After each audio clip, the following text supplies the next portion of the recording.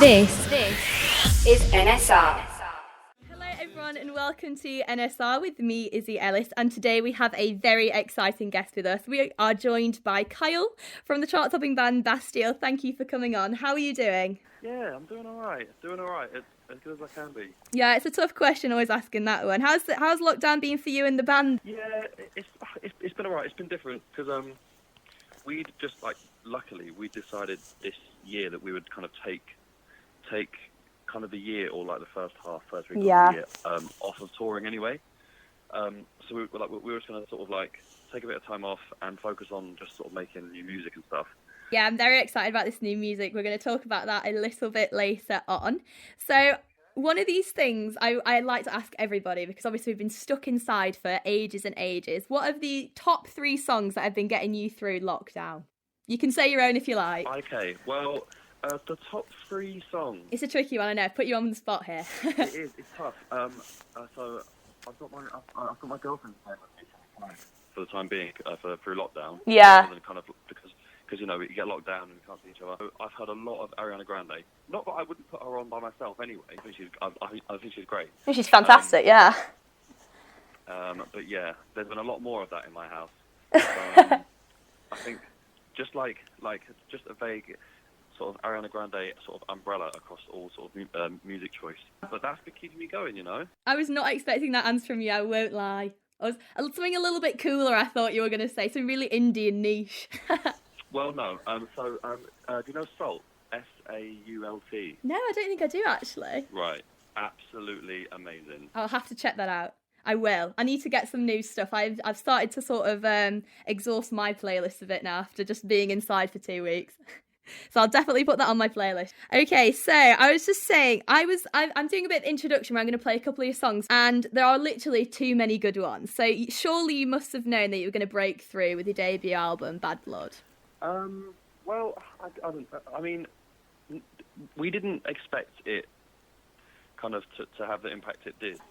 Obviously we kind of believed in the music and stuff, because why else would you kind of try and make it your job?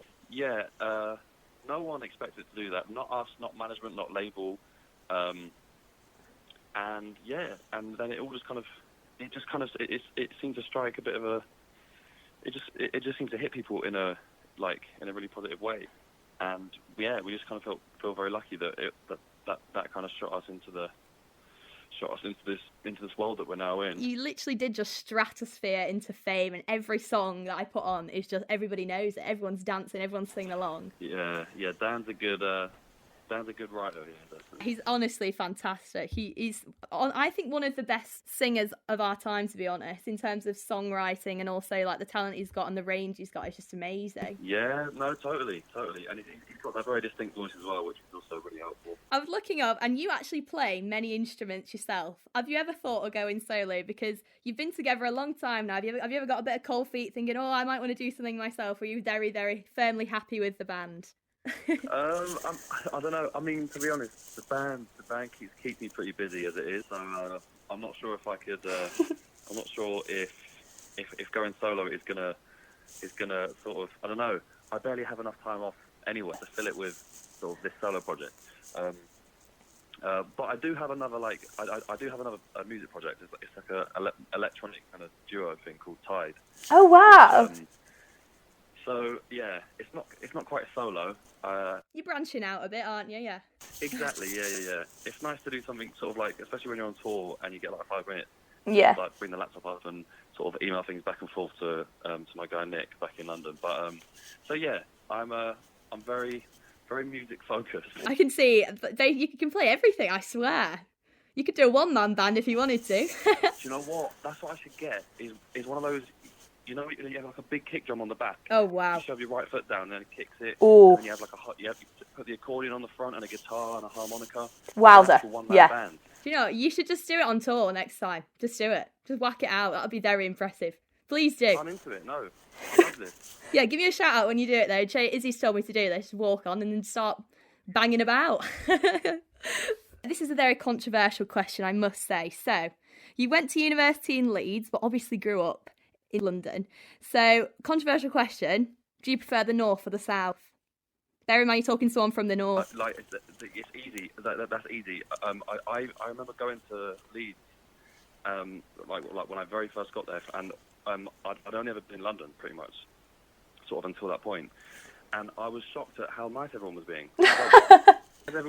Why are strangers talking to me and saying hello? Like, what's going on? In London, you don't talk to anyone, you don't look at anyone. I feel you there, because my flatmate's from London and she literally gets so freaked out if anyone talks to her who's not me, basically. Yeah.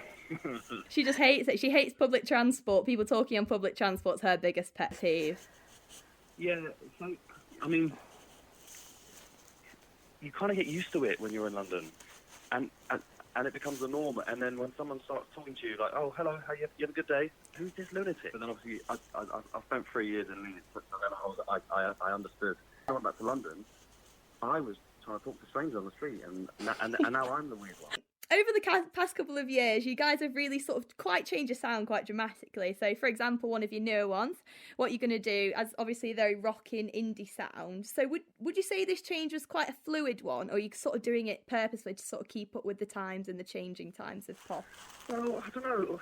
We've always liked to kind of like move around that kind of sonic spectrum, you know. Like, we never just want to, like, you know, it's like big heavy kind of tribally drums, and then like big lush strings, and then kind of move to like just kind of like nice electric sounds and electronic drums and stuff. So we've always liked to kind of dip in and out of different kind of genres and stuff.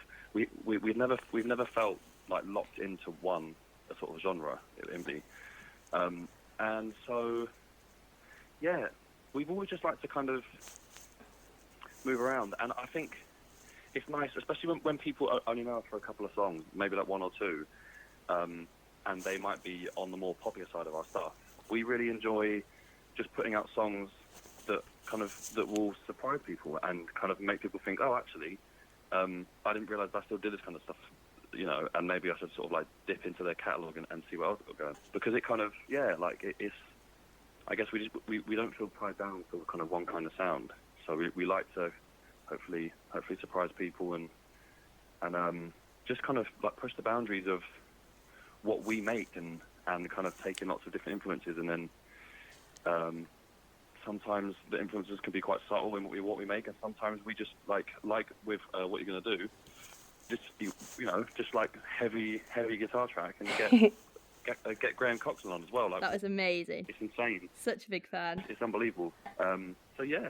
I was thinking this because you're always so popular, but you're doing songs like, for example, Joy, but then you've also got Pompeii. It's just completely different sides, technically, of the spectrum, but it's still always just the Bastille sound. Like, it's so strange you can be associated with so many different sounds. Yeah, well, so I think, I guess I kind of skirted over it earlier on. Like, distinct voice can kind of act as an anchor and gives us a lot more room to maneuver like across sort of like the sonic sound. So we can go from really stripped back, like kind of like synth led electronic song, and then jump over here. But because Dan has got that really distinct voice, sort of instantly it's kind of recognisable as like a Bastille track, or a track kind of like with, you know, that has Bastille somewhat involved.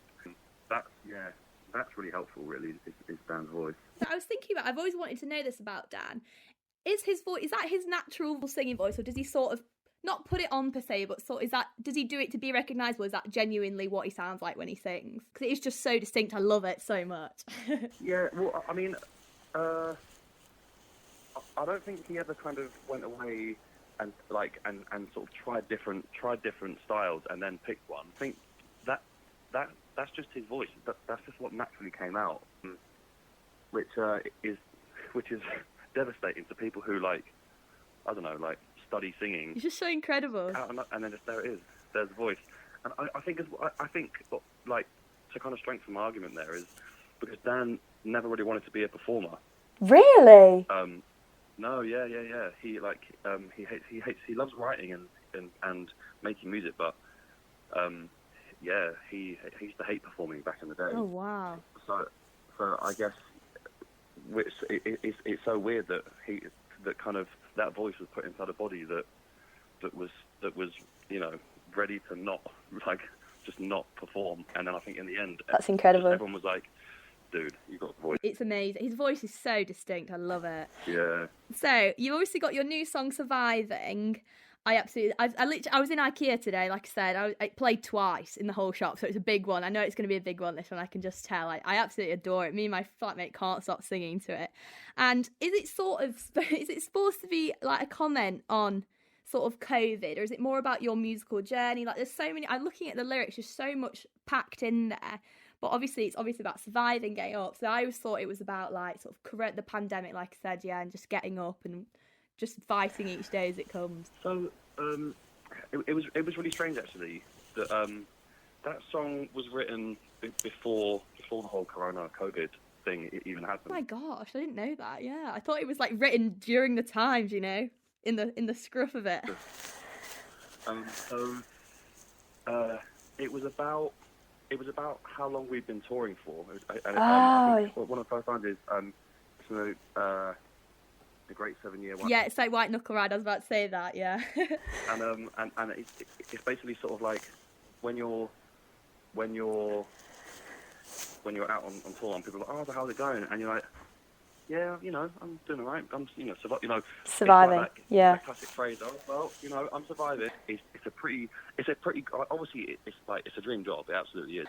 At times it can be quite grueling and you can be just completely wiped out and knackered, but you have to go and kind of, you're still travelling around, and it's amazing, but it can be hard, and I think it's that kind of like that classic British, "Oh, no, it's fine, everything's okay, don't worry about it."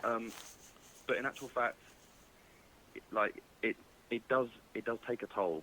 It kind of, being out on the road for that long, been away from home and your friends and families and girlfriends and boyfriends and whatever, and wives and husbands and kids.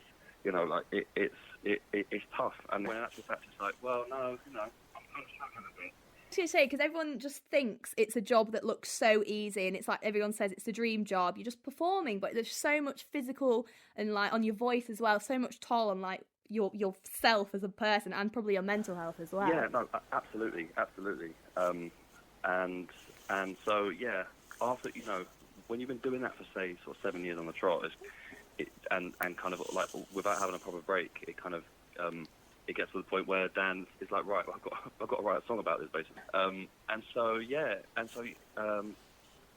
He kind of showed it in its like demoed form kind of a while back, and I was like, wow, this is amazing. And then the whole kind of Corona thing really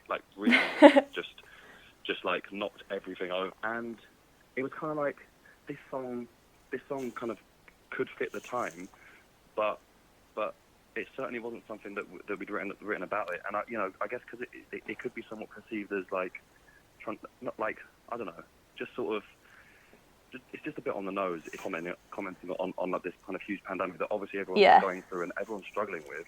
For us to come in with a song about it, but it just kind of accidentally kind of matched up, and then we're just like, well, let's just get it out. We all really loved it, and it was such a nice, again, with the surprise after what you're gonna do, come out with something like Surviving, which is like completely the other end of the kind of sonic spectrum. It's like kind of like really bouncy and like just more on the poppy side. So it's kind of, it just seemed to be a nice fit with the timing. So what should we be expecting for Bastille over the next couple of months and perhaps into next year? Well, I mean, it's hard to say really, isn't it? No one knows what's going on. No gigs basically. Unfortunately, yeah. But we're still making music. We're making heading towards an album, and that's kind of what we're focusing on now. Really is because touring is somewhat off the cards for the time being. We're making music, and we're going to be hopefully releasing music, and I think just pushing harder into the areas of kind of pushing harder into the influences, and just kind of being a bit more open with like our kind of Bastille camp, because before we've been super closed off, and and like it's only people under the Bastille camp who kind of like will sort of help in making the album. But now we're sort of like, well, why not experiment with getting more people in and different people, and so that's kind of the focus now, is just making music, really. Wow, I'm very excited for this. And we'll be on the way. Oh, really? Oh, is that an exclusive? No kidding. Well, I'm very excited for what is to come for Bastille in the next couple of months. And as I said before, thank you so much for talking to us here at NSR. We really do appreciate it. I'll be at the front of the audience when you're coming next up to Newcastle or Manchester or wherever. I'll be there. This is Student Radio. This is NSR.